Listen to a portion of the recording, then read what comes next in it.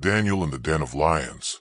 Chapter 6. It pleased Darius to appoint 120 satraps to rule throughout the kingdom, with 3 administrators over them, one of whom was Daniel. The satraps were made accountable to them, so that the king might not suffer loss. Now Daniel so distinguished himself among the administrators and the satraps by his exceptional qualities that the king planned to set him over the whole kingdom. At this, the administrators and the satraps tried to find grounds for charges against Daniel in his conduct of government affairs, but they were unable to do so. They could find no corruption in him, because he was trustworthy and neither corrupt nor negligent. Finally, these men said, "We will never find any basis for charges against this man, Daniel, unless it has something to do with the law of his God." So these administrators and satraps went as a group to the king and said, "May King Darius live forever. The royal administrators, prefects, satraps, advisors, and governors have all agreed that the king should issue an edict and enforce the decree that anyone who prays to any god or human being during the next 30 days except to you, your majesty, shall be thrown into the lion's den. Now, your majesty, issue the decree and put it in writing so that it cannot be altered, in accordance with the law of the Medes and Persians, which cannot be repealed." So King Darius put the decree in writing. Now, when Daniel learned that the decree had been published, he went home to his upstairs room, where the windows opened toward Jerusalem. 3 times a day he got down on his knees and prayed, giving thanks to his God, just as he had done before. Then these men went as a group and found Daniel praying and asking God for help. So they went to the king and spoke to him about his royal decree. "Did you not publish a decree that during the next 30 days, anyone who prays to any god or human being, except to you, your majesty, would be thrown into the lion's den?"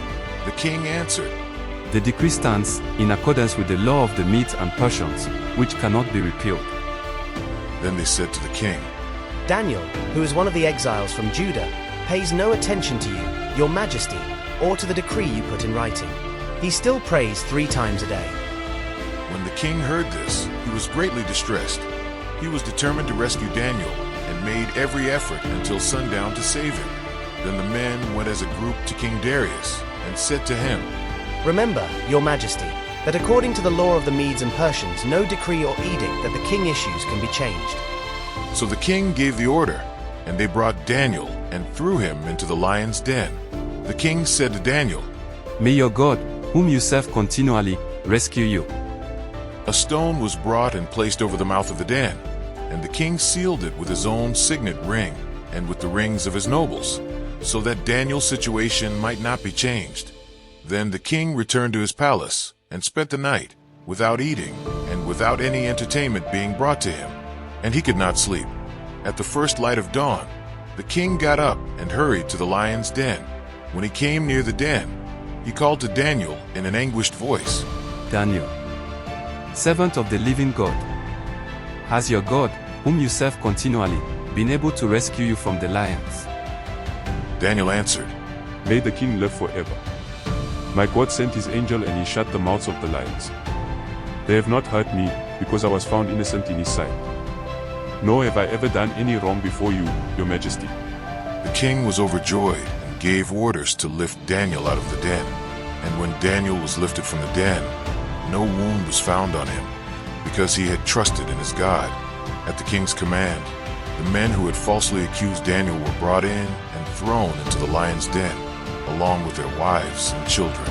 And before they reached the floor of the den, the lions overpowered them and crushed all their bones. Then King Darius wrote to all the nations and peoples of every language in all the earth, May you prosper greatly. I issue a decree that in every part of my kingdom people must fear and reverence the God of Daniel. For he is the living God and he endures forever. His kingdom will not be destroyed, his dominion will never end. He rescues and he saves, he performs signs and wonders in the heavens and on the earth.